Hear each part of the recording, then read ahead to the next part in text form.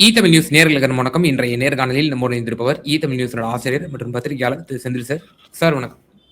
வணக்கம் முக்கியம். வணக்கம் சார். என்டிஏனுடைய இந்த மாதத்தினுடைய 3வது மாநாடு திருச்சியில் நடந்து முடிஞ்சிருக்கு. பிரதமர் மோடி அவர்கள் உரை நிகழ்த்திருக்கிறாரு. திமுகவின் மீது தன்னுடைய ஏவுகணைகளை தொடுத்திருக்கிறாரு. ஆனால் இதுல முக்கியமா கவனிக்கக்கூடிய ஒரு அம்சமா பார்க்கப்படுவது நுழைவாயில்ல திரு எடப்பாடி பழனிசாமி அவர்களுடைய புகைப்படம் இல்லை.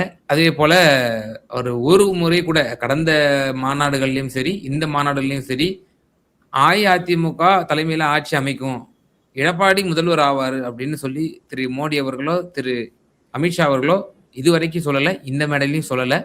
என்டிஏ ஆட்சி என்டிஏ தான் வர வேண்டும், என்டிஏ வந்தால்தான் மக்கள் சந்தோஷமா சுவிச்சமா இருப்பாங்க அப்படின்ட்டாங்க. ஸோ பிரதான எதிர்கட்சி தமிழ்நாட்டில் ஒரு பெரிய கட்சின்றாங்க. ஆனால் அந்த கட்சியினுடைய அந்த அட்ரஸே இல்லாத அளவுக்கு பிரதமர் மோடியும் அங்கிருந்து எல்லா தலைவர்களும் அப்படித்தான் பேசினார்கள். எப்படி பார்க்குறீங்க?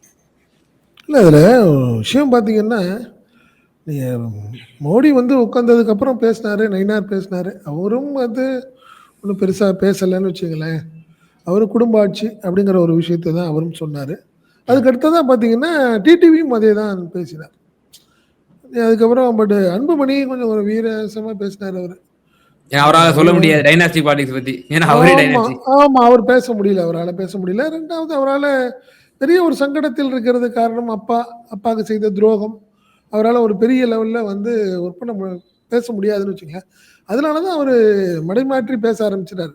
சட்டம் ஒழுங்கு, போதைப்பொருள் அப்படிங்கிற ஒரு கான்செப்ட் எடுத்துகிட்டு நீங்கள் கிட்டத்தட்ட பார்த்தீங்கன்னா ஒரு 3-4 மாதமாக அவர் அப்படி தான் பேசுகிறார். ஏன்னா குடும்ப ஆட்சிங்கிறதையோ அதை பற்றிலாம் பேச முடியாது அவராலங்கிறதுனால அவர் அப்படியே தான் பேசிகிட்டு இருக்காரு. நீங்கள் அதுக்கப்புறம் எடப்பாடி பழனிசாமி தான் பேசினார். அதுக்கடுத்தமாக பார்த்தீங்கன்னா 3 பேரில் எடப்பாடி பழனிசாமி தான் அதுதான் அவருக்கு ஒரு பெரிய ஏமாற்றமாக தான் இது இருந்திருக்கணும். என்ன காரணம்னா, ஃபர்ஸ்ட் அவர் மட்டும்தான் சொன்னார், வேறு யாரும் சொல்லலை. தேர்தல் பிரச்சார பொதுக்கூட்டம்னார் அவர். ஃபர்ஸ்ட் டைம் இது சொன்னார் அவர். எடப்பாடி பழனிசாமி தான் இது தேர்தல் பிரச்சார பொதுக்கூட்டத்திற்கு வந்திருக்கும் பிரதமர் மோடி அவர்களே அப்படின்னு ஒரு வார்த்தை சொன்னார்.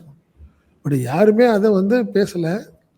பட் எல்லாமே என்டிஏ கூட்டம் அப்படிங்கிற மாதிரி ஃபர்ஸ்ட் டைமாக தான் அவர் தான் 2026 சட்டமன்ற தேர்தலுக்கான பிரச்சார பொதுக்கூட்டம்ங்கிற மாதிரி அவர் தான் ஆரம்பித்தார்.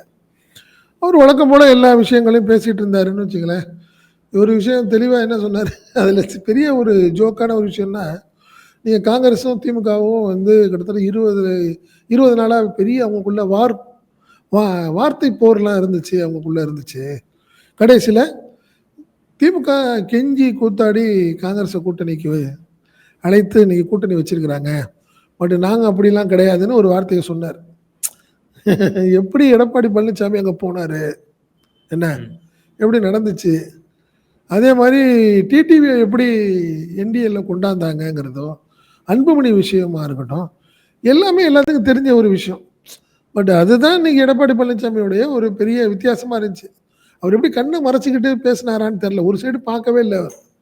என்ன காங்கிரஸ் திமுகவுக்கான பிரச்சனை என்ன, ஆட்சியில் பங்கு அதிகாரத்தில் பங்குலான பிரச்சனை. அடுத்தது கூடுதலாக இடம் கேட்டதை தாண்டி வேறு எதுவுமே கிடையாது பிரச்சனை. கொள்கை ரீதியான பிரச்சனைகளோ மற்ற முரண்பாடான விஷயங்கள் இது அப்படி கிடையாது. என்டிஏ கூட்டணி நாங்கள் இது பாஜக கூட்டணியே கிடையாது அப்படின்னு சொல்லிட்டு இருந்தவரை கட்டாயப்படுத்தி கொண்டு போய் சேர்த்தாங்க. அதே மாதிரி எடப்பாடி பழனிசாமியோட நான் கூட்டணி வைக்கிறதுக்கு தூக்குல தொங்கலான்னு சொன்னவர் டிடிவி, அவரையும் கூட்டணி கொண்டாந்து உட்கார வச்சாங்கன்னு வச்சுங்களேன். ஸோ ஒரு முரண்களின் மொத்த உருவம் என்டிஏ கூட்டணி. பட் அது எடப்பாடி பழனிசாமி அவர் அதெல்லாம் மறந்துட்டு அடுத்த ஸ்டேஜுக்கு அப்படி தாவி தாவி போய் அவர் பேசினாருன்னு வச்சுங்களேன். பட் அவர் முழுக்க அவர் என்ன சொன்னார், நாங்கள் தான் ஆட்சி அமைப்போம், அதிலெல்லாம் மாற்றுக்கிறதே கிடையாது அப்படிங்கிறது தான் அவருடைய எடப்பாடி பழனிசாமியோட பேச்சு. அதுதான் முழுக்க பேச்சு, அதில் ஒன்றும் மாற்றம் இல்லை. அதில் இன்னைக்கு எடப்பாடி பழனிசாமிக்கு ஒரு பெரிய ஷாக்கு கொடுத்தவர் புதுக்கோட்டை விஜயபாஸ்கர். நீங்கள் ஸ்டேஜில் உட்காந்துட்டாங்கன்னு வச்சுங்களேன், எல்லாம் உட்காந்துட்டாங்க. அங்கே அந்த சைடில் பின்னாடி உட்காந்துருந்தவர் விஜயபாஸ்கர் வேகமாக பக்கத்தில் எடப்பாடி பழனிசாமி பார்த்துட்டு இருக்காரு. என்னடா இந்த ஆள் வர்றாப்லையேங்கிற மாதிரி வந்தவர் வணக்கம் போட்டு தன்னை அறிமுகப்படுத்திட்டு போனார். நீங்கள் அது வழக்கமாக செய்ய மாட்டாங்க யாரும். ஏன்னா ஒரு பொதுச் செயலாளர் அவர். இப்போ ஜெயலலிதா இருந்தால் அப்படி நடந்துருமா? அது ஜெயலலிதா அவங்க இருக்காங்க, மோடி இருக்கார் பக்கத்தில். அங்கே பக்கத்தில் விஜயபாஸ்கர் விஜயபாஸ்கர் வந்து வணக்கம் போட்டு ஒரு தன்னை அறிமுகப்படுத்திட்டு போகிறதுங்கிறது வந்து ஒரு வித்தியாசமான விஷயம். இந்த கட்சியில் எப்படி எடப்பாடி பழனிசாமி அதை வந்து அவர் ஏற்றுக்க போகிறாருன்னு தெரியல. ஏன்னா அந்த சைடு பார்த்தீங்கன்னா வேலுமணி இருந்தார், தங்கமணி இருந்தார், கேபி முனுசாமி இருந்தார், அவங்கெல்லாம் இருந்தாங்க. அவங்க எல்லாத்தையும் வணக்கம் சொன்னார், அவ்வளோதான் பிரதமர். ஆனால் புதுக்கோட்டை விஜயபாஸ்கர் மட்டும் என்ன நினைச்சாரோ தெரில. போட நேராக போய் நம்ம பார்த்துக்குவோம், எதாக இருந்தாலும் பார்த்துக்குவோம் அப்படிங்கிற மாதிரி வந்துட்டு போனார். இது ஒரு பெரிய ஒரு ஷாக். யாருக்கு? எடப்பாடி பழனிசாமிக்கு கண்டிப்பாக ஷாக். ஆமாம், பெரிய ஷாக் அது. அவர் அதை அவமானப்படுத்துகிற மாதிரி தான் நான் நினச்சேன் நான். ஏன்னா தலைவர்கள் எல்லாத்தையும் உட்கார வச்சுருக்குறாங்க. நடக்குமா? நீங்கள் நினச்சி பாருங்களேன். ராகுல் இருக்கார், சிஎம் இருக்கார், ஸ்டாலின் உட்காந்துருக்கிறாரு.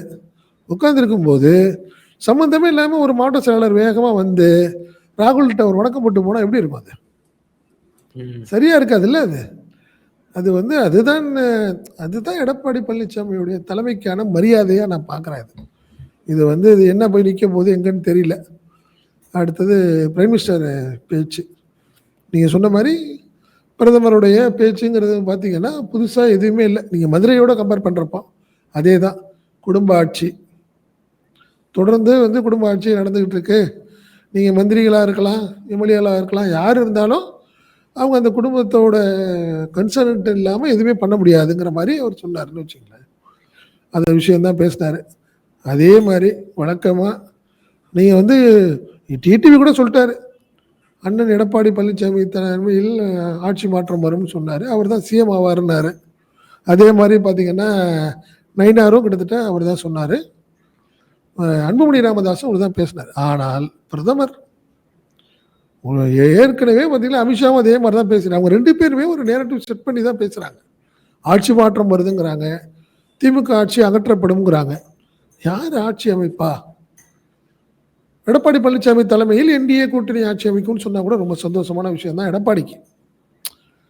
ஆனால் அவங்க என்டிஏ ஆட்சிங்கிறத தாண்டி எடப்பாடி முதல்வர் ஆவாருங்கிற ஒரு வார்த்தையை சொல்ல மாட்டேங்கிறாங்க. ஏன்னே தெரியல. இத்தனைக்கும் அவர் எடப்பாடி பழனிசாமி தெளிவாகவே சொல்லிட்டாரு, இன்னைக்கு இது வந்து இதுக்கு பிரச்சார பொதுக்கூட்டம், முதல் பிரச்சார பொதுக்கூட்டம்னு சொல்றாரு.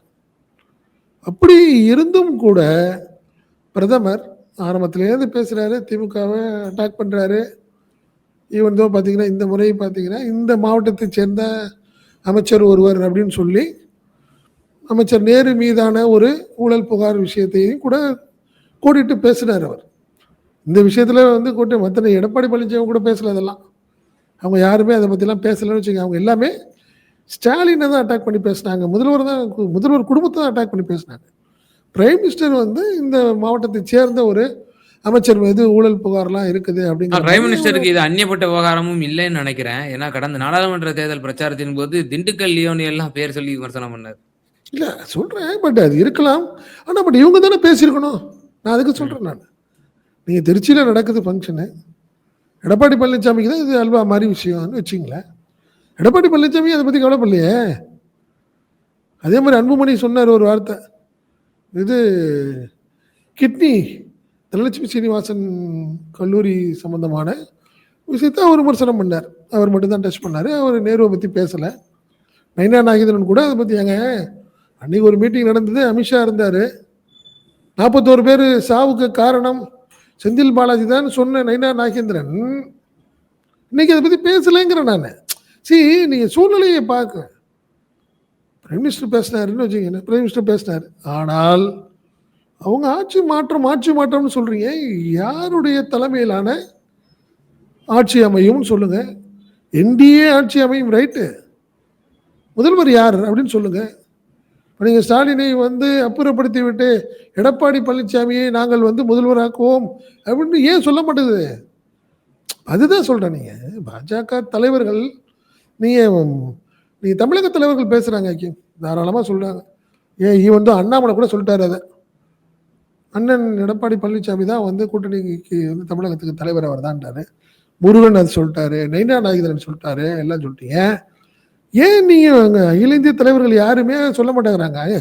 ஏன் எடப்பாடி பழனிசாமிக்கு ஒரு அங்கீகாரம் கொடுக்க மாட்டேங்கிறாங்கிற ஒரு வருத்தம் இருக்கும்ல. மாலையில் பேட்டி கொடுத்த பியூஷ் கோயலுமே கூறினாரே இந்த மாநாட்டுக்கு முன்னாடி. இல்ல அதுதான் நான் சொல்றேன் நானு. நீங்க நீங்க சொல்ல வேண்டியவர்கள் 2 பேர் தான் நான் நினைக்கிறேன். நீங்க பிஎஸ் கோயலோ, என்ன நீங்க வந்து முருகனோ அவங்கலாம் கிடையாது. அந்த 2 பேர் தான் முக்கியமானவர்கள். அவர்களுடைய முடிவு தான் கடைசியில் இறுதியான முடிவு அவர்களுடைய முடிவு தான். பட் அவங்க 2 பேரும் சொல்றதுக்கு ஏன் தயங்குறாங்கன்னு தெரியல. மீட்டிங் வந்து உங்க டெல்லியில் நடக்கல ஐக்கியம். தமிழ்நாட்டில் நடக்குது. தமிழ்நாட்டில் ஆட்சி மாற்றம், சட்டமன்ற தேர்தல் இது. இது எம்பி எலெக்ஷன் கூட கிடையாது. நீங்க வந்து சட்டமன்ற தேர்தலுக்கான விஷயம். என்டிஏ கூட்டணி நீங்க ரெங்கசாமியே சொல்றார்கள். ரெங்கசாமி தலைமையிலான ஆட்சின்னு அங்க போய் சொல்றாங்க. பாண்டிச்சேரியில சொல்றாரு. யாரு? பிரதமர். முடிந்த போது கடந்த முறை நடந்தப்போ அதை பேசினார். அதை முடிச்சுட்டு மதுரை போனார்ல, அப்ப ரெங்கசாமியே சொல்றாரு, அவர் அட்மிட் பண்றாரு. ஏன் எடப்பாடி பழனிசாமி ஏன் அட்மிட் பண்ண மாட்டேங்கிறாங்க? அது ஒரு பெரிய கேள்விக்குறியா தானே இருக்கு. இல்ல அப்ப அதன் மூலமா என்ன செய்தியை கடத்துறாங்க? இப்போ எடப்பாடி பழனிசாமியும் முதலமைச்சர் கிடையாது, அதிமுக தனிப்பெரும் ஆட்சி அமைக்காது, என்டிஏ கூட்டணி ஆட்சி தான் அப்படின்றது இது இப்படி பிரகடனப்படுத்துறது மூலமா என்ன செய்தி சொல்ல வராங்க? டிடிவி போன்ற நபர்களை சமாதானப்படுத்துற மாதிரி இருக்கு. நீங்க டிடிவி எத்தனை சொல்லிட்டு இருக்காரு ஆரம்பத்துல இருந்து, நீங்க எடப்பாடி பழனிசாமி எப்படி நாங்க ஏத்துக்க முடியும் முதல்வரா அப்படின்னு அவரு நீங்க என்டிஏ கூட்டணிக்கு முன்னாடி அதான சொல்லிட்டு இருந்தாரு அவரு. இப்ப அதை பத்தி பேசலையே ஒழிய, ஆனால் இவங்கெல்லாம் பேசுறதை வச்சு பார்த்தா நீங்க கவர்மெண்ட் வரப்போதா வரலையாங்கிறது தாண்டிய விஷயத்துல ஏன் பிரதமர் நீங்க வந்து முதல்வருங்கிறது எடப்பாடி பழனிசாமி விஷயத்துல ஏன் அவங்களுக்கு அதுல என்ன நெருடல், என்ன பிரச்சனை அதுலங்கிற நான். நீங்க மற்ற ராகுல் காந்தி வந்து இங்க வந்து பேசும்போது நீங்க ஸ்டாலின்னு சொல்லாம இருக்க முடியாதுல்ல. அதே மாதிரி தானே இங்கேன்ற நான். இங்கேயும் அதேதான் சூழ்நிலை தான். ஏன்னா கண்டிப்பா அதிமுக தான் கிட்டத்தட்ட 160க்கு மேல சீட்ல நிக்க போகுது. அதெல்லாம் மாற்றம் இல்லை. நீங்க வந்து பிஜேபியா இருக்கட்டும், நீங்க டிடிவி அமமுகவா இருக்கட்டும், பாமக அன்புமணியா இருக்கட்டும், எதா இருந்தாலுமே அவங்க எல்லாம் குறைந்த அளவுல தான் நிக்க போறாங்க. அதனால மாற்றமே கிடையாது. பட் ஏன் சொல்லுங்க, ஒருவேளை என்டிஏ அப்படின்னு சொல்லிட்டே இருக்கும் பார்த்தா நீங்க அமித்ஷாவுக்கும் மோடிக்கும் வேற ஒருத்தரை முதல்வர் வேட்பாளரா அவங்க மனசுல எதுவும் வச்சுட்டு இருக்கிறாங்களான்னு ஒரு சந்தேகம் இருக்குங்கிறேன் நான். அதை தான் என்டிஏ கூட்டணி என்டிஏ ஆட்சி அமைக்கணும் கடைசியில் முடிக்கிறப்ப அதான் சொல்றாரு. தமிழகத்தில் ஆட்சி மாற்றம் வரும், என்டிஏ ஆட்சி அமைக்கும் போறாரு. மக்கள் விரும்புகிறார்கள்ங்கிறாரு. எடப்பாடி பழனிசாமியை விரும்புகிறார்கள் ஏன் சொல்ல மாட்டேங்கிறாருன்றான். அதிமுகவை ஏடிஎம்கேங்கிறத விட்டுருங்க. எடப்பாடி பழனிசாமி தலைமையில் என்டிஏ கூட்டணி அமைக்கும்னு சொன்னா கூட நல்லா இருக்கும். அதுல ஒன்றும் மாற்றமே இல்லை. பட் அதுதான் ஒரு பெரிய ஒரு சங்கடமான விஷயமா மீண்டும் எடப்பாடி பழனிசாமியை ஸ்டேஜில் வச்சுட்டு பிஜேபி ஒரு புள்ளி வைக்குது, ஒரு கொட்டு வச்சுட்டு போதா அப்படின்னு ஒரு சந்தேகம் எனக்கு இருக்கு. அதுக்காக நான் சொல்றேன். இதன் மூலமா நாங்க நினைக்கக்கூடிய அதிகமான இடங்கள்ல நாங்க நிப்போம், உங்களுக்கு நாங்க கட்டுப்பட்டு இருக்க மாட்டோம். அதேதான் அப்படிதான் நினைக்கிறேன். அதிமுக தனி அப்படின்ற மாதிரி அவங்க பார்க்கறாங்க. இல்ல நீங்க கூட்டணி ஆட்சி அப்படின்னு நினைக்கிறாங்க. ஒண்ணு நீங்க ஒத்துக்கலன்னா எடப்பாடி பழனிசாமியை நாங்க அகற்றிட்டு வேற ஒருத்தரை வைப்போம்ன்றாங்க. அப்படித்தானே? நீ அவங்களுடைய முடிவு அதை தான் தெரியுது. என்டிஏ ஆட்சி நம்ம சொல்லும் போது எடப்பாடி பழனிசாமி இருப்பாரா மாட்டாரான்னு தெரியல. அதிமுக அந்த இதுல இருக்குமா போகுமான்னு தெரியலையேங்கிற மாதிரி ஒரு சந்தேகத்தை ஏற்படுத்துதுங்கிற நான். நீங்களா எடப்பாடி பழனிசாமி ஒவ்வொரு முறையும் சொல்றாரு, நீங்க ஏங்க அவர் தான் அன்னைக்கே சொல்லிட்டாருங்க, நீங்க தான் ஏதாவது பேசிட்டே பிரஸ்ஸுக்காரங்க ஏதாவது நீங்க தேடிக்கிட்டு இருக்கீங்கிறாரு. இன்னைக்கு நம்ம கண்கூட பாக்குறோமே, கண்கூட பாக்குறோம் பேசுறது. நீங்க வந்து நயினார் சொல்றாரு, அன்புமணி சொல்றாரு, டிடிவி சொல்றாரு, ஆனால் மோடியே சொல்லலைங்கிறதான் கேள்வி. தமிழகத்தில் ஆட்சி மாற்றம் வரும், எடப்பாடி பழனிசாமி தலைமையில் என்டிஏ ஆட்சி அமைக்கும்னு சொல்லட்டோமுங்க, அப்படியே வச்சுக்குவோம். நம்ம என்டிஏ ஆட்சி அமைக்கும்ங்கிறத மட்டுமே சொன்னால் என்ன அர்த்தங்கிற நான். அதுக்கு எடப்பாடி பழனிசாமியால சரியான பதில் இல்லை.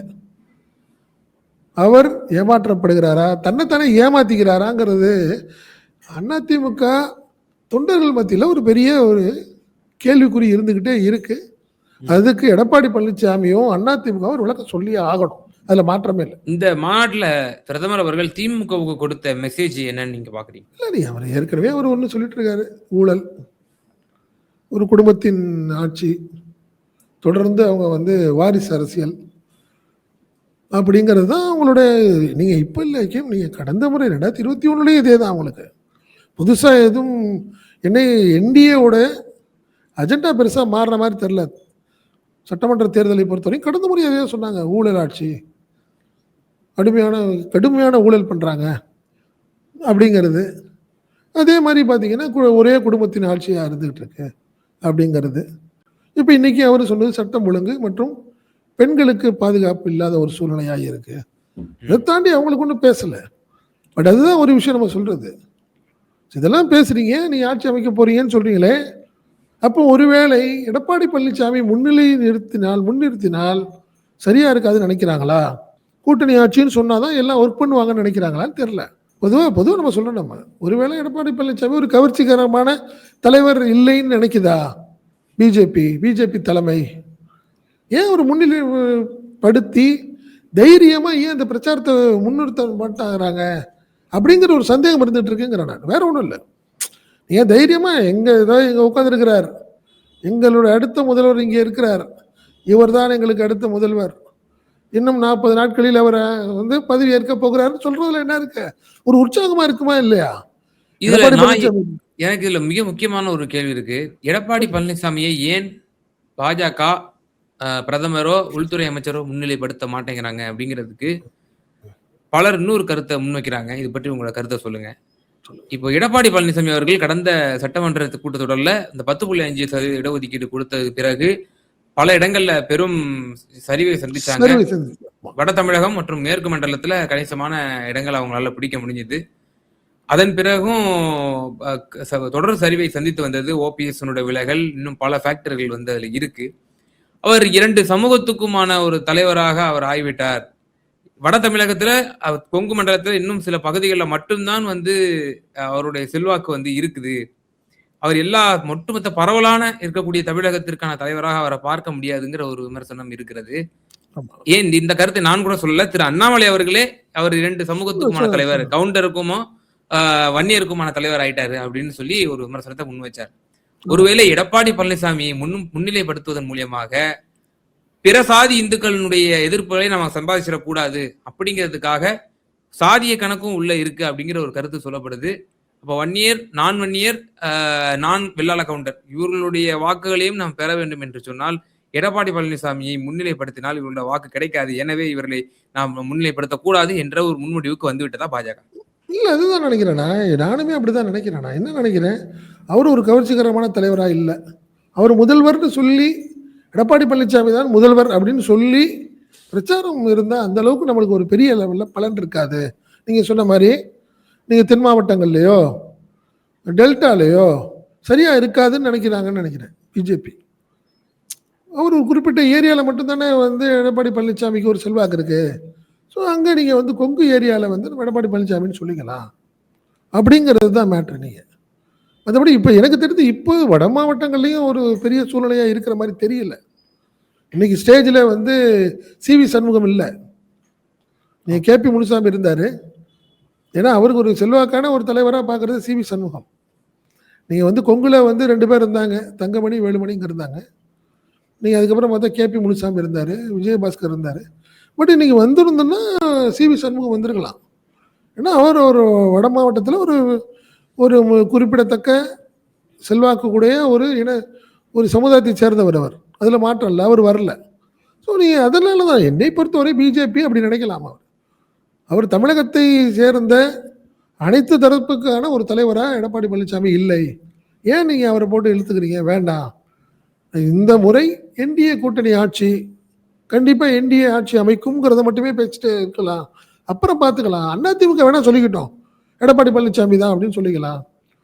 நீங்கள் தமிழக தலைவர்கள் எல்லாமே பேசிக்கிங்க, அது ஒன்றும் பிரச்சனை இல்லை. நானும் நீங்கள் அடுத்த மேலேருந்து டெல்லியிலேருந்து வர ஆட்கள் யாருமே அதை பற்றி நம்ம பெருசாக நம்ம அதை பார்த்து நம்ம பண்ணிக்க வேணாம் அப்படி தான் நினைக்கிறாங்க. நீங்கள் வந்து பாண்டிச்சேரியில் போய் ரங்கசாமிங்கிற பேரை சொல்லாமல் நீங்கள் பிரச்சாரம் பண்ண முடியாது. முக்கியமாங்களா அங்கே என்ஆர் காங்கிரஸ் அப்படின்னு சொல்லிட்டு மட்டும் சொல்ல முடியாது, என்டிஏ ஆட்சின்னு சொல்ல முடியாது. புரியுதுங்களா? என்டிஏ ஆட்சியில் ரங்கசாமி தலைமையில் ஆட்சி அமைக்க போகிறதும் அங்கே சொல்கிறாங்க. ஏன் இங்கே இப்படி சொல்ல மாட்டேங்கிறீங்க? எடப்பாடி பழனிசாமிங்கிற பேரை சொல்ல மாட்டேங்கிறாங்க அப்ப அதுதான் பாஜக திரு பிரச்சனை. எடப்பாடி பழனிசாமி அவர்களை ஒரு குறுகிய ஒரு வட்டத்தில் ஒரு சாதிய தலைவராக தான் பார்க்கிறது என்று நம்ம எடுத்துக்க வேண்டியது இருக்கு. அதுதான் நினைக்கிறேன். ஒரு பெர்சன்டேஜா வச்சுக்கிறாங்க. ஒரு பொதுச் செயலாளர்ங்கிற அடிப்படையில எனக்கு டெம்பரவரியா அவங்கள எடப்பாடி பழனிசாமியை பயன்படுத்திக்கிற மாதிரி தான் நான் பார்க்குறேன். இப்படி அவங்களுடைய சூழ்நிலையை பார்த்தா. ஒரு டெம்பரவரியா யூஸ் பண்ணிக்குவோம். இந்த 40 நாள் அவரை வச்சுக்குவோம். அவரை ஸ்டேஜில் உட்கார வச்சுக்குவோம். அந்த கேடஸை யூஸ் பண்ணிக்குவோம். ஏடிஎம்கே கேடஸை யூஸ் பண்ணிக்குவோம் நம்மளுக்கு. நம்மளுடைய வளர்ச்சியை வச்சுக்குவோம். நம்மளுடைய எய்ம் 2029. அது வரைக்கும் நம்ம யூஸ் பண்ணிக்கலாம். அப்படிங்கிற மாதிரி தான் இருக்கு. நீங்க அதிமுக தொண்டர்களை உற்சாகப்படுத்தணும்னா நீ எடப்பாடி பழனிசாமியை நீங்க பிரைஸ் பண்ணி பேசணும் ஸ்டேஜில். இவர் தான் உங்களால தான் வர்றாரு, இவர் தான் வரப்போறாரு, உங்களால இவரை நீங்க முதல்வராக்கணும், நீங்க எல்லாம் ஹார்ட் ஒர்க் பண்ணணும் அப்படின்னு சொல்ல முடியல, சொல்ல மாட்டேங்கிறாங்க. அதை மோடியும் அமித்ஷாவும் சொன்னா இன்னும் கொஞ்சம் உற்சாகமா இருப்பாங்கல்ல. நீங்க நயினார் நாகேந்திரன் சொல்றதையோ முருகன் சொல்றதோட நீங்க அமித்ஷாவும் எடப்பாடி பழனிசாமி மோடியும் பேசுறதுங்கிறது வேற மாதிரி இருக்கும். இம்பாக்ட் பெரிய லெவல்ல இருக்கும். தேசிய லெவலில் அது ஒரு பெரிய லெவலில் ஒரு லீடர் ஆவார் எடப்பாடி பழனிசாமி. அந்த விஷயத்துல ஏதோ அடக்கி வாசிக்குது பாஜக தலைமை, தேசிய தலைமை. என்ன காரணம் தெரியலங்கிற சந்தேகம் எனக்கு இருந்துகிட்டே இருக்கு. ஆமா, நிச்சயமா திரு மோடி அவர்களின் இந்த மாதத்தினுடைய 3வது அந்த மாநாடு, அவர் நிகழ்த்திய உரை, அதில் முக்கியமாக கவனிக்கத்தக்கவையாக இருந்தது. என்டிஏ ஆட்சி என்றே மீண்டும் கூறினார். அதிமுக என்ற வார்த்தையை அவர் முழங்கவில்லை.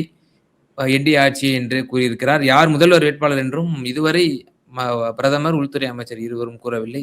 இது அதிமுகவுக்கு பெரும் பலவீனத்தையும், சட்டமன்ற தேர்தலில் இது நிச்சயம் இது பொருந்தாத ஒரு கூட்டணியாக தேர்தலை சந்திக்கும் என்றே நீங்கள் கூறியிருக்கிறீர்கள்.